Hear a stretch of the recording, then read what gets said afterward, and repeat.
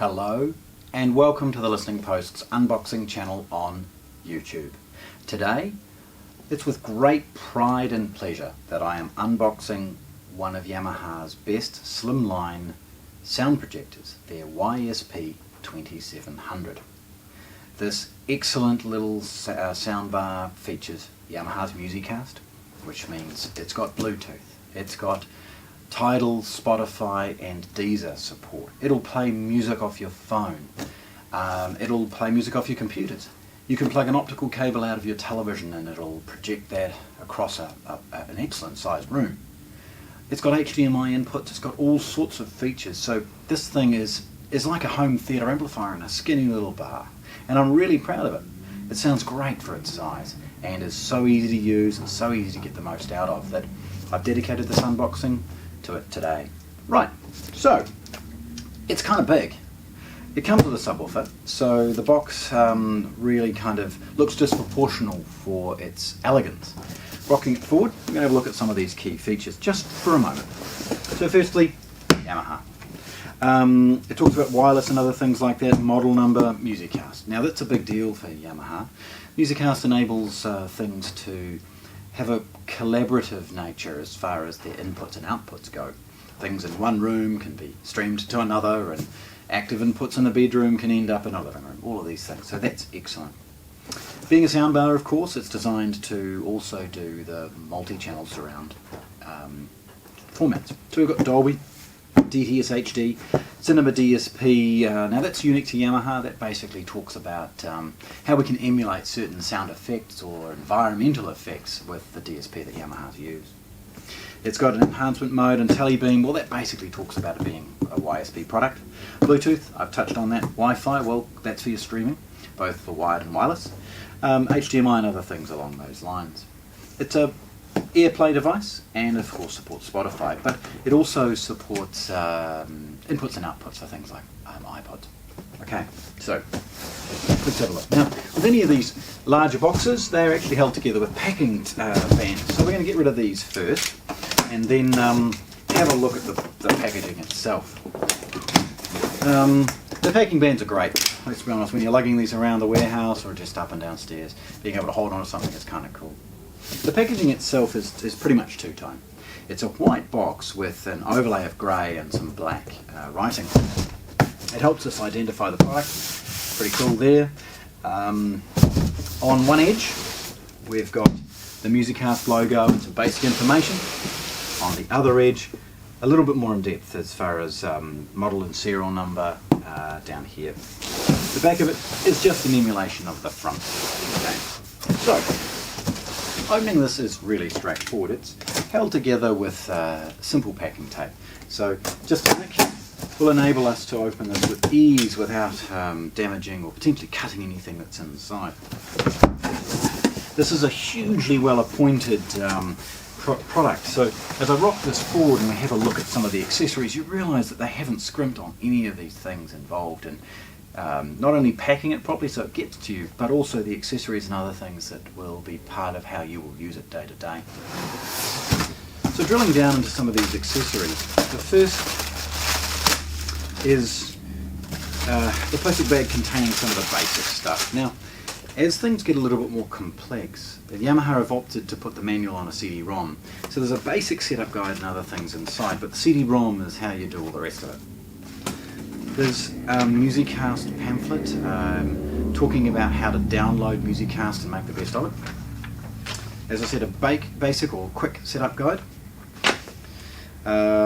Reference there as well, some warranty information, and a mounting card. Now, if you're going to mount one of these on the wall, this is essential. This cool little thing means it's a doddle as far as getting the screws in the right place to be able to attach this and hang it with an elegant result. There's a couple of little brackets and other things like that. There's a Yamaha Y-Power mic setup. Now, this is designed to be like a home theatre and a soundbar. So it sets up just like Yamaha's home theatre amplifiers with its setup mic. These are tuned for each device, so they're somewhat interchangeable, but not really. So put this aside, put a label on it if you've got more than one Yamaha product, and make sure you use it only for the YSP. Comes with a little freebie optical cable. Now we're not going to imply that it's got polished ends or anything like that, but this will get you up and running as far as wiring it out of a television. Part of the microphone setup is also to elevate the mic into a nice position so that it's about ear level. This little tripod is made of cardboard. It's simple and easy. Stick it on the couch, fold it up, and it means that the microphone can sit on it quite easily and get it about the ear height. So it's nice to see that they've included that free with this relatively cost-effective product. Now, there's some nuts, bolts and accessories. There's little feet and rubber stoppers and things, because this soundbar may sit on a cabinet, so there's a few feet and accessories to do exactly that. There's the product remote control. Now, I was actually really impressed when I first played with this remote.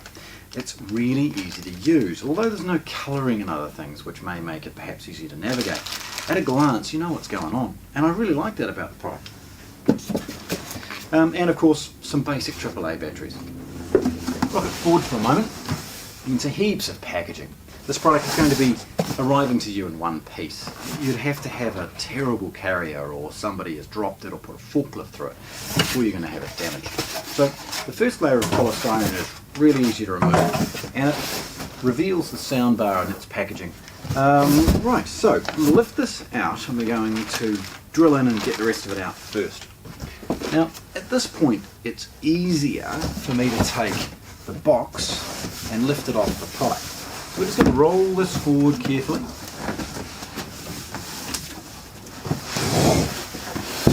Slip down and get rid of this big box. Okay, so the rest of the packaging sits in the bottom and obviously just nestles around the sub. It's in the centre, so it's well balanced for anybody carrying it. And we're going to have a look at this one first. The subwoofer is packed in Yamaha's sort of soft, man-made sort of protective paper, I guess. It's a simple nick along the sellotape enables us to quickly open this. It's very, very straightforward.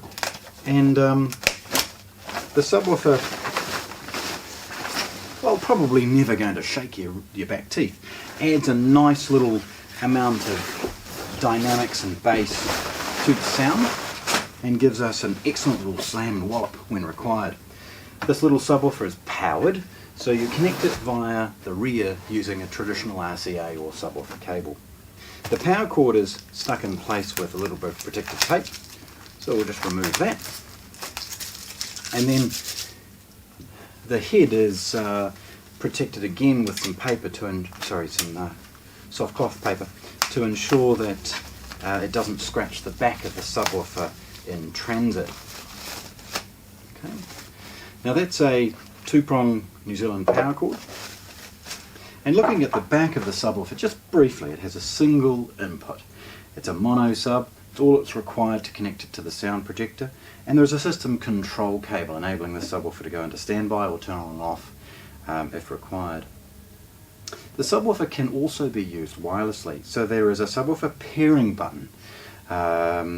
If you can, run a cable to anything. Nowadays our wireless is getting so clogged that a cable is going to be the ultimate to overcome that. So please only use this wirelessly if required. Okay, carefully put that off to one side. And we'll continue with the soundbar. Now this thing, just to sort of get its height and proportion, you'll see it here. The soundbar is designed to go with medium-sized TVs now, as we sort of look at the larger ones now readily available. It's about the width of a 42-inch television. The reason I like this product so much, though, is that it's so elegant, and you'll see that in a moment. We just sort of take that off, get rid of that. We've got a bag around the power cord. I might leave it on, but never mind. So this bag simply protects the power cord to ensure that it doesn't scratch anything. Okay, so looking at this product for the first time, we'll see how simple and beautiful looking it is. I hope the light catches this. It's got an array of tweeters in a configuration to give an excellent sound projection, both for rear sound and also centre speakers and other things like that. It's an extruded aluminium design. It's relatively lightweight, so it shouldn't have any issue as far as attaching this to a wall. Again, I hope the light catches it and you see many of these tweeters and other things like that. And please hang around for the photographs I'll take, and I'll try and capture some of this as best as I can. It's not very deep, so should this sit with a TV on a wall, it's going to kind of look like a mantelpiece rather than anything too bulky. The rear of it is, the bottom of it is where we attach some of the feet and other things if required. And looking at it, it's not very deep. And the rear is where things get a little bit more exciting. And again, please hang around for some of the photographs as we see some of these close up. The first thing we'll see is that the Wi-Fi antenna. Now, if I'm correct, this also acts as a Bluetooth antenna. Please, if you can, run it with a network cable, but of course it will run wirelessly. At the rear, we've got a USB for the purposes of software updating and other things like that. We've got 3 HDMI inputs. Now, it's quite unique to a soundbar like this, as it is trying to be kind of a wall-mounted home theatre amplifier. So it's got some inputs and outputs you would most commonly see on basic home theatre amplifiers, but this is something in a soundbar. You see the output, which also features an audio return channel. The network socket, and again, this is for streaming services, control and other things associated with MusicCast and its app. We've got an optical input labelled television, and a coaxial input also labelled, although that one's only labelled an auxiliary as it might be used for anything. There's a left and right traditional analog input and a subwoofer output. Again, please try and run this with a cable if you can to its sub. There's a system control cable, and again that's at 3.5mm down to the subwoofer, so that you can turn the subwoofer on and off. And at the rear is the microphone setup input. Okay, now as I roll this around, we have a look at the buttons. So to keep this really elegant, and if we bend that down you'll kind of see again, to keep this really elegant, some of the lights are inside the grille, and the controls are actually recessed in the back. Now again, this is one of the reasons I'm showing this to you today, is I'm so proud of the design and build of this product. So sitting there like that under your TV, it looks amazing, yet you can just reach over and control any of these things.